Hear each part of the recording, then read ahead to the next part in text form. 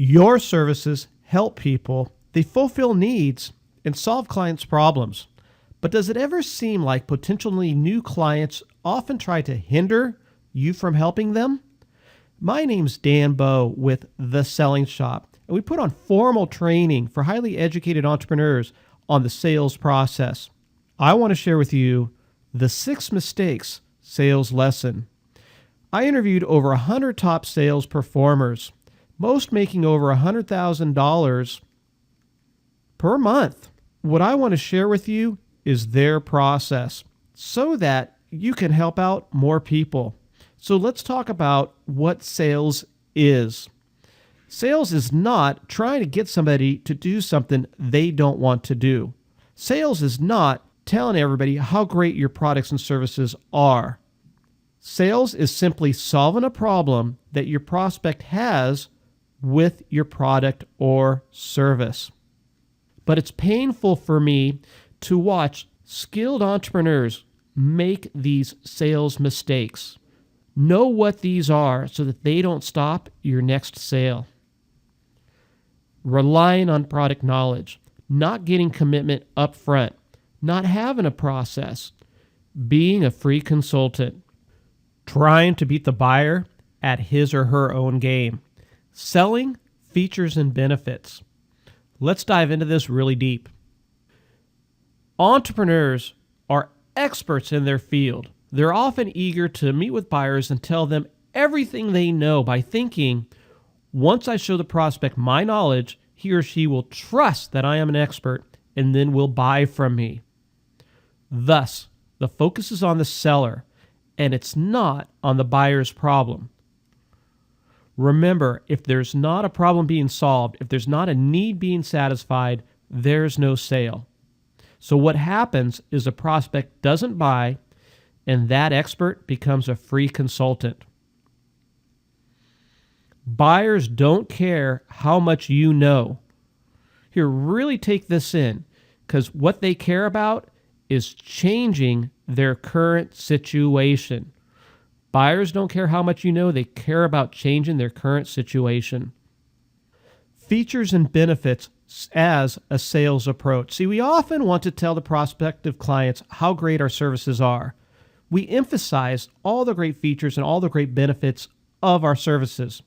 The features would be what's unique about our companies. The benefit is how that impacts the client. This is why that doesn't work. People buy for their reasons, not for your reasons. When you're selling features and benefits, you're selling them what you want them to buy, not what they want to buy. When features and benefits is your sales process, price will become the determining factor, because the moment that they can get those same features and benefits right down the street for a little bit cheaper, they'll go there.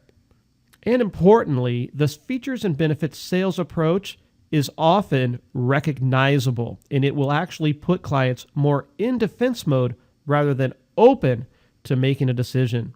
So learn to turn your statements into questions. When you find yourself about to tell that prospective client how great your stuff is, stop and think, how can I turn this into a question? That way it'll be their idea, not your idea. Have you ever been frustrated that you did all this work for a prospect? You met all requirements, you beat everybody else's quotes, you bent over backwards to make it work, but the prospect didn't buy and you were left resentful. Have you ever had that happen to you? Have you ever felt that way? This happens because the entrepreneur, the salesperson, didn't get the commitment up front. The buyer will get you jumping through hoops while he or she does nothing. Get clarity before jumping through hoops. When a salesperson gets frustrated that they spent all this time on this client who didn't buy, it's because they didn't get the commitment prior to doing the work. How do you get clarity? By asking this question. If I can get you that, would you want to buy today? Would you want to meet with me? Would you want to go forward? Whatever that next step is. If they ask, can you do those floors for $5,000? There's only one response to that. If I can do them for $5,000, would you want them installed? Why is this so powerful? Because this is a pivot point of the sales process. At this point, when we ask this question, we're no longer just having a conversation that's going to go nowhere.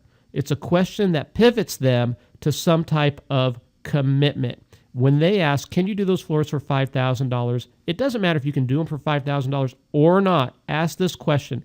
If I can do them for $5,000, would you want them installed today? They may say, no, I'm not getting floors installed until I remodel the kitchen, and I'm not doing that for 3 months. And you just saved yourself a lot of time and frustration. Let's say they say, yes, I will get them installed. You may have a response like, I could do them for $5,000, but that's not the types of floors that you want. You said earlier that you really want these floors to last 20 years as long as you're going to be here. And the $5,000 floors only will last about 3 or 4 years, then they're going to need replaced. What you want is the $6,000 floors. If that would give you the 20 years life, would it be worth an extra $1,000? And you're moving them forward. You're not just giving them information and having a conversation that goes nowhere. Get the commitment right up front. I can always tell when a salesperson doesn't have a process. The prospect has total control over the conversation, and that salesperson is just giving a bunch of information. The customers have a strategy for getting information from business owners and from salespeople. The client is very good at his game, and you won't be able to beat him at it. The prospect will show interest. They act interested, and the salesperson gets excited. The prospect asks for information. The prospect wants to know what you know. You end up giving that information. You have a captive audience, and you're eager to share all of your expertise. Once that prospect gets that information, the prospect backs off, and then that is the elusive sale. Do not play the buyer's game.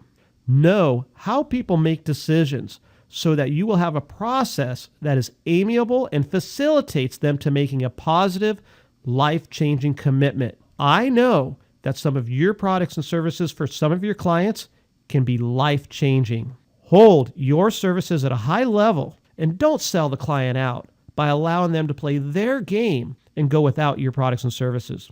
Utilize a sales process. The mindset of the salesperson, of that business owner, is crucial to their success. Canvas, qualify, creating intrigue, establishing credibility, the questioning process, unearthing objections. Early on, this doesn't happen after we've tried to close and then try to answer all of their concerns. Let's find out what those are early on. Emotionally connecting them to what it's going to be like once they have your products and services. The test close, because we don't want to come across as a pushy, proddy salesperson. And of course, all the information that we got in the questioning process, we're going to use in the solve problem phase of this, so that the close is the easiest part. The prospect shows interest.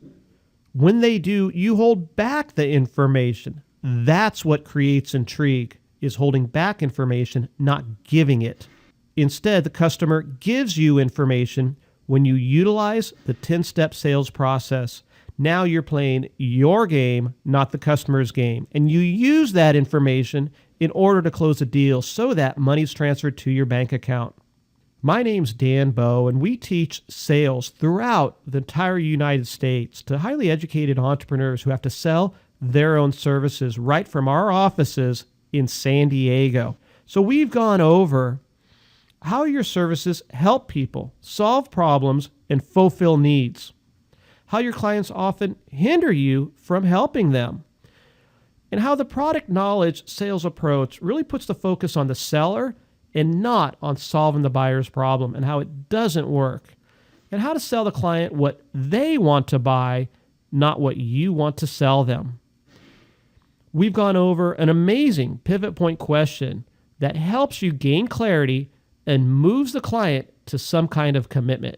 We've talked about how not having a process gives up control to that potential client, and how the buyers have a strategy that they use to get information without making a commitment. We've gone over an introduction to the 10-step sales process. The Selling Shop is a sales training center committed to amiable, honorable and authentic sales training for highly educated entrepreneurs.